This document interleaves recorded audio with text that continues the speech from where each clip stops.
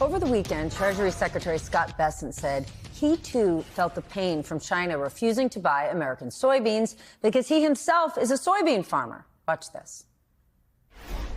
Martha, in case you don't know it, I'm actually a soybean farmer, so I have felt this pain too.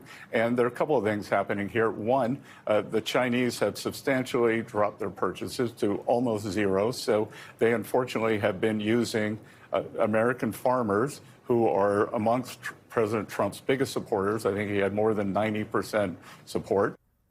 For clarification, Secretary Bessent himself is not a farmer. What he actually means is he collects rent on farmland that he owns in North Dakota. I want to welcome John Bartman. He is a corn and soybean farmer for real from Illinois. John, thank you for staying up late and joining me tonight. I want to start with what the Treasury Secretary said. What did you make of that? Well, Steph, it's very obvious that we've got another Republican who's all hat, no cattle.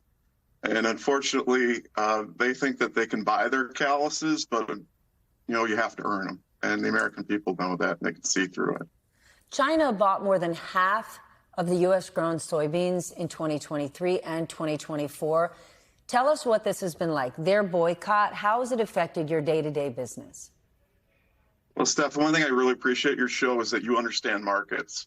And right now we're sitting on 1 billion bushels that don't have a home. That's about 25% of our market right now. And what I'm really concerned about is 2026.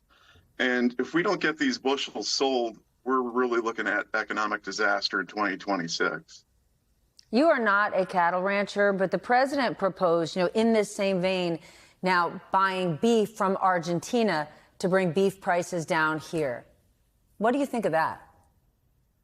Well, it's his Argentina first agenda. That's what he's trying to do, unfortunately. I mean, we're giving $40 billion to Argentina, and the minute that they lifted their export tax, China came in and bought roughly $800 million worth of beans from them. That's $800 million that should be going back to rural America so that farmers can pay off their operating loans.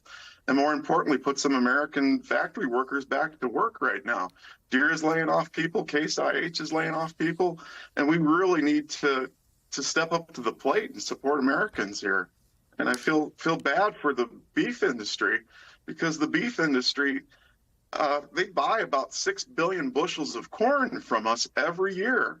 And that's worth $25 billion of economic activity that goes back to grain farmers like me. And those poor cow-calf producers are finally getting ahead after being in debt too. And Stephanie, the American people need to realize that only 16 cents of every dollar goes back to me, the farmer, and the rancher. And it's the packers who are making the money right now. And when I feel so bad for our seniors sitting at home saying, why are these farmers asking for a bailout?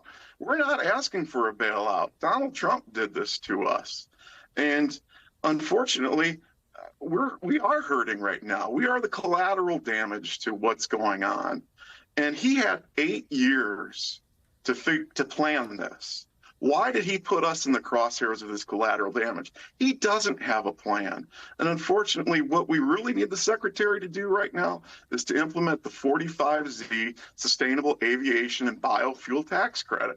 That's money that goes directly to me, the farmer. That would be worth about $1 a bushel to me. And more importantly, we get to save the environment because I farm sustainably, and we're going to create a new industry. And it's going to be good for rural America, and it's going to be great for the environment. And we need to be supporting this type of legislation. And it's sitting right there on his desk. He can implement that tomorrow if he really cared. But they don't. Because why? Because that was Joe Biden's plan, and they don't want anything to do that Joe Biden did. And that's the unfortunate reality.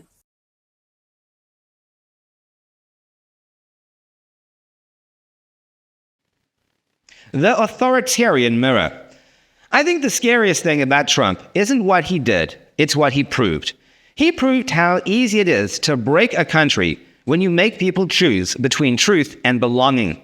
He proved that if you're loud enough, you can drown out facts.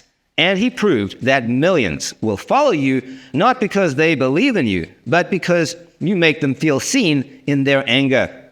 He didn't invent cruelty, he just made it fashionable again. He made people proud of the worst parts of themselves. The insults, the lies, the mocking, it wasn't politics anymore. It was an identity.